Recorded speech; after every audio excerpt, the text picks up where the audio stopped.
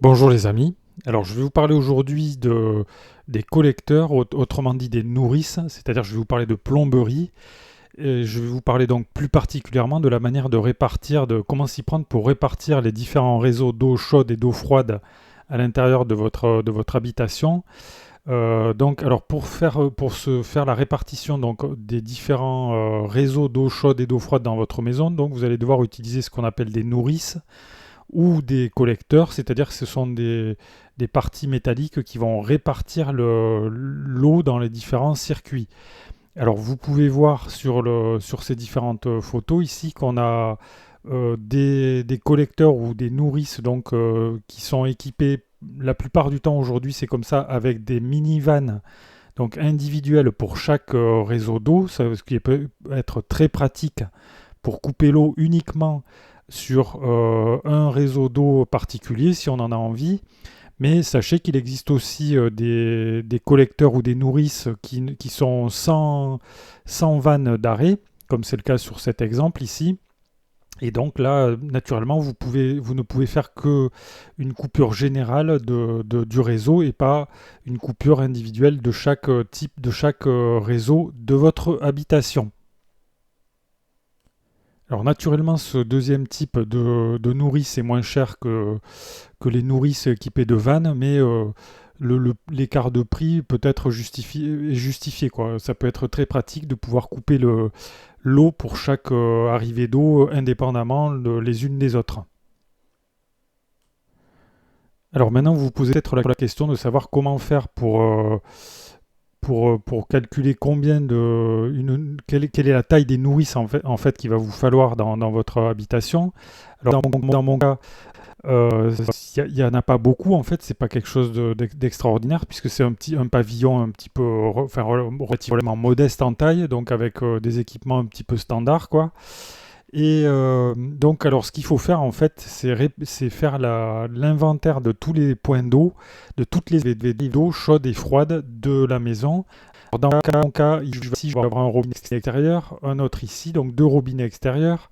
Je vais avoir l'évier ici, une arrivée, donc eau chaude, eau froide. Ici, j'ai la machine à laver, donc une arrivée d'eau froide. Ici, j'ai le chauffe-eau, donc ça c'est les principales, ça ne concerne pas les nourrices. Dans un premier temps, je ne vais pas en parler en tout cas ici. Donc là, j'ai la machine à laver. Donc encore une arrivée d'eau froide. Ici la baignoire, une arrivée d'eau chaude, une arrivée d'eau froide. Les lavabos double vasque, donc deux arrivées d'eau chaude et froide. Et les WC, une arrivée d'eau froide. Donc on va faire, voilà ce qu'il faut faire quand vous voulez savoir combien de nourrices il va vous falloir pour votre réseau d'eau. Ben, vous faites l'inventaire, quoi. Vous faites le tour de la maison, puis vous répertoriez la totalité des points d'eau chaude et d'eau froide. Vous relevez tout ça sur un fichier, dans un fichier typiquement un fichier. Donc moi j'ai fait ça sur Google Drive. Ok, donc vous faites la liste. Donc par exemple ici, donc j'ai mon arrivée d'eau froide, mes arrivées d'eau froide ou mes arrivées d'eau chaude. Ok, donc j'ai un WC. J'ai noté le diamètre aussi au passage. Donc un lavabo. Donc lavabo là j'ai deux arrivées.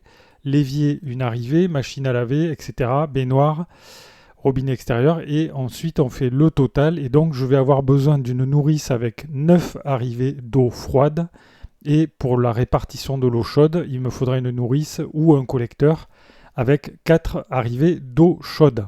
Donc voilà les amis, vous voyez que c'est pas très compliqué pour faire ce calcul. Ensuite il faut donc acheter les collecteurs adaptés, donc sachez qu'on peut les assembler. Donc par exemple ici on a un collecteur avec 3 départs. Donc moi il me faudrait donc, un collecteur avec 6 départs que je vais assembler avec un collecteur avec donc 3 départs plus 6 départs, ça me fait 9 départs. Vous voyez donc il faut les deux collecteurs. Et ici je pense que j'aurai un collecteur avec 4 départs et ça fera parfaitement l'affaire.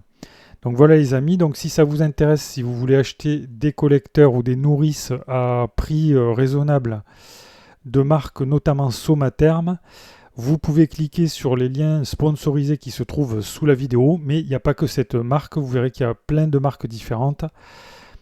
avec ou sans minivan, mais moi personnellement je préfère des minivans. Alors dites-moi dans les commentaires si vous pensez que ça sert à rien.